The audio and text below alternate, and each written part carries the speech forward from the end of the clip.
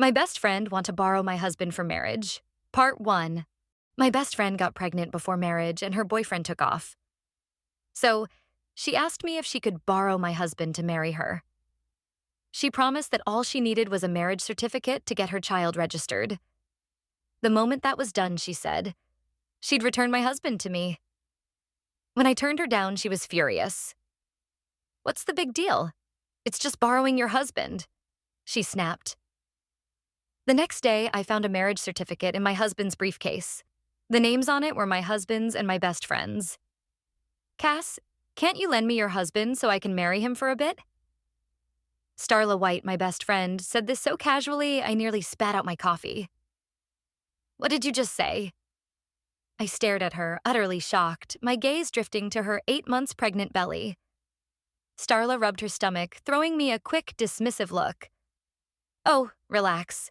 I only need your husband for a marriage certificate so I can register my baby. As soon as that's done, I'll give him right back to you." The sheer confidence in her tone made my eye twitch. "That's not happening. Plenty of women are single mothers now. Since you chose to keep the baby, you should have prepared for the consequences, don't you think?" I replied coolly. At this, Starla's face darkened with visible irritation.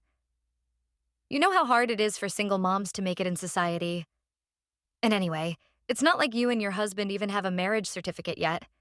What's the harm in letting me borrow him for a bit?" I almost laughed out of sheer disbelief at Starla's reasoning. 8 months ago, she'd disappeared for a while and then suddenly showed up to tell me she was pregnant and that her boyfriend had run off.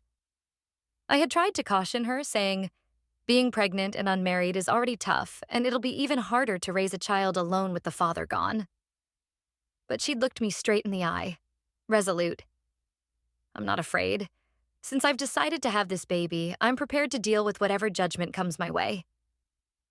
And now, here she was, asking to borrow my husband. How could she say something so outrageous with a straight face? My husband, Samuel Pierce, and I got married a year ago. We only had a wedding ceremony, though, and since I had to leave on a business trip, I missed our anniversary.